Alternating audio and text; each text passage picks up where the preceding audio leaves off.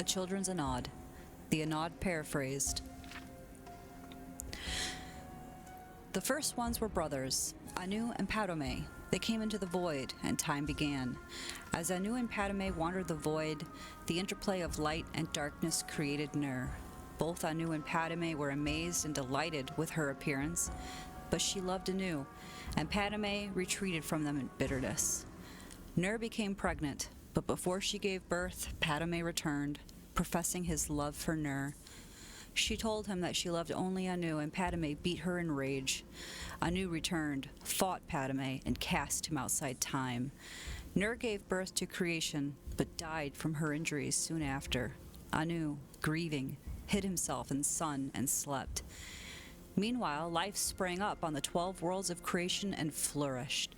After many ages, Padme was able to return to time. He saw creation and hated it.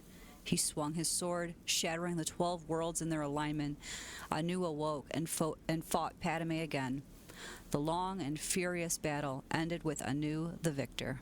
He cast aside the body of his brother, who he believed was dead, and attempted to save creation by forming the remnants of the 12 worlds into one, Nirn, the world of Tamriel. As he was doing so, Padme struck him through the chest with one last blow. Anaud grappled with his brother and pulled them both outside of time forever. The blood of Padme became the Daedra. The blood of Anaud became the stars. The mingled blood of both became the Aedra, hence their capacity for good and evil, and their greater affinity for earthly affairs than the Daedra, who have no connection to creation. On the world of Nirn, all was chaos. The only survivors of the 12 worlds of creation were the Elnafey and the Hist. The Elnafey are the ancestors of Mer and Men. The Hist are the trees of Argonia. Nirn was originally all land, with interspersed seas, but no oceans. A large fragment of the Elnafey world landed on Nirn, relatively intact, and the Elnafey living there were the ancestors of the Mer. These Elnafey fortified their brothers from the chaos outside, hid their pocket of calm, and attempted to live on as before. Other Elnafey arrived on Nirn, scattered amid the confused jumble of the shattered worlds, wandering and finding each other over the years.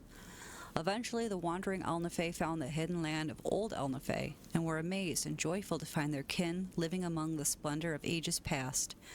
The wandering Elnafey expected to be welcomed into the peaceful realm, but the old Elnafey looked on them as degenerates, fallen from their former glory. For whatever reason, war broke out and raged across the whole of Nirn.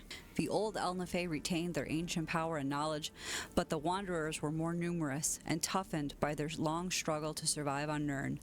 This war reshaped the face of Nirn, sinking much of the land beneath new oceans and leaving the lands as we know them, Tamriel, Akvir, Atmora, and Yokunda. The old Elnafey realm, although ruined, became Tamriel. The remnants of the Wanderers were left divided on other 3 continents. Over many years, the Elnafey of Tamriel became the Mer, elves, the Dwemer, the deep ones, sometimes called dwarves, the Chimer, the changed ones, who later became the Dunmer, the Dunmer, the dark elves or cursed ones, the dark elves, the Bosmer, the green or forest ones, the wood elves, and the Altmer, the elder or high ones, the high elves. On the other continents, the wandering Elnafey became the men, the Nords of Admora, the Redguards of Yokunda, and the Tsaesci of Akavir. The Hist were bystanders in the Elnafey War, but most of their realm was destroyed as the war passed over it. A small corner of it survived to become Blackmarsh and Tamriel, but most of their realm was sunk beneath the sea. Eventually, men returned to Tamriel. The Nords were the first, colonizing the northern coast of Tamriel before recorded history, led by the legendary Ysgramor. The 13th of his line, King Harold, was the first to appear in written history, and so the mythic era ended.